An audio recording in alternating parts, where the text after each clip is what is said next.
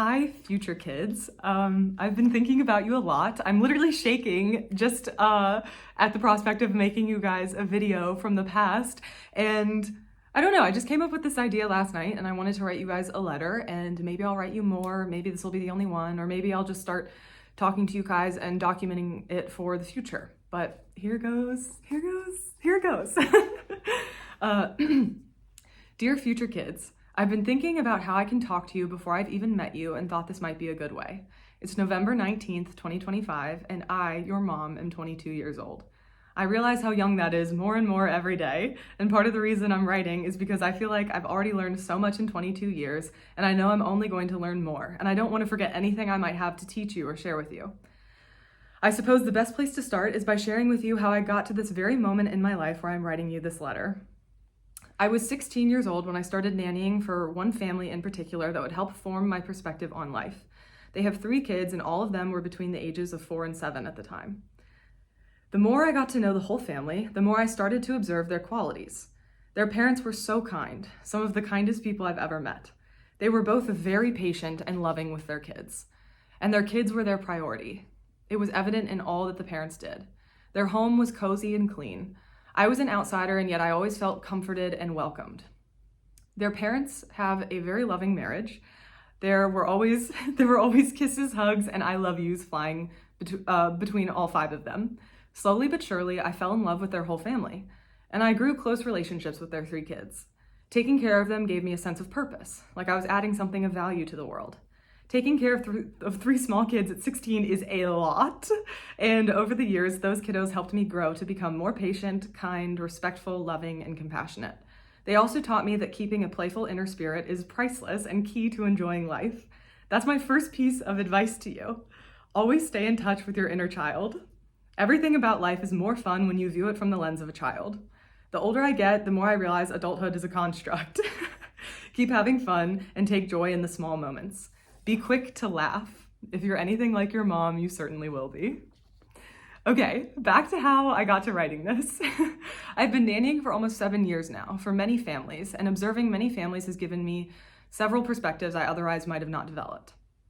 It dawned on me at about 16 while nannying for the first family, what is the direction of my life?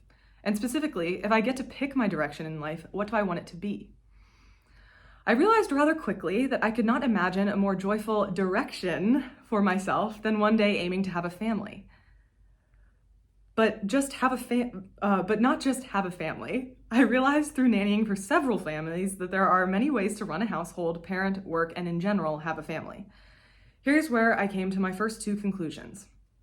Who I chose to have a family with, i.e. your dad, is the most important decision I'll ever make for my life and for yours.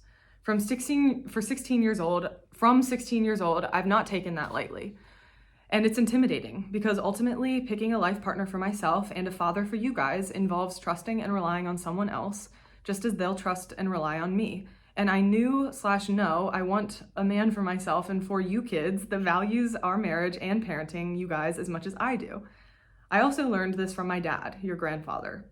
He always made my mom, your grandmother, and me and your Uncle Thomas his priority. It was evident in his actions. This drifts me into my next conclusion that, simply put, I want to be a stay-at-home mom. What I really mean is I want to actually raise you kids. I want time with you. I want to hang out with you and not worry about having to work. I've considered many ways of accomplishing this, and one being having your future dad work financially to support our family. You might be realizing by now that I have conflicting desires, and I had to ask myself, Andrea, if you value parenting and parenting equals time with your kids, and you want a partner that values parenting, do you really also want a partner that's working 24/7 to support us all? That never even gets time with his kids because he has to make money? No, that's not what I want. Ultimately, if I want my partner to value parenting as much as I do, it's reasonable to expect he'd want to stay at home with us too. Plus, let's be real, I don't want to raise you kids alone. I want to raise you with my best friend, who will also be your dad. I want to share in that experience with him and bond over being parents. Part of how I figured this out is that my dad, your grandfather, was almost always home growing up. He worked from home and was always available and still is. It is completely priceless to me, and I want you guys to have your dad always available to you. My mom was the same. She worked for her parents, your great-grandparents, and would take us with her sometimes. This meant she was always there for me and my brother, your uncle, and I got the opportunity to be around my grandparents a lot growing up, which is also extremely valuable. And I'll probably make a letter about that another time. So now you know, I've been looking for a man that values parenting as much as I do and that believes we can create a reality where both of us can raise you guys.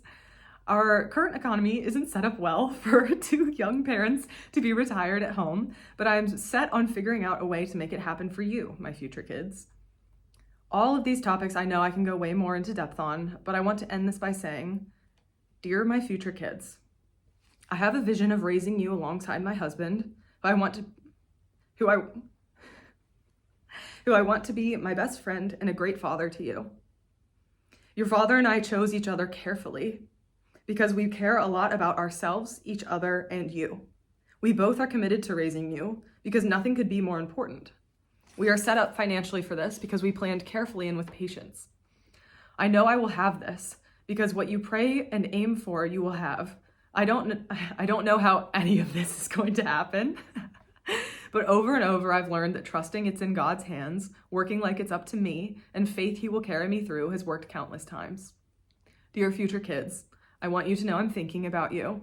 I love you, and I can't wait to meet you.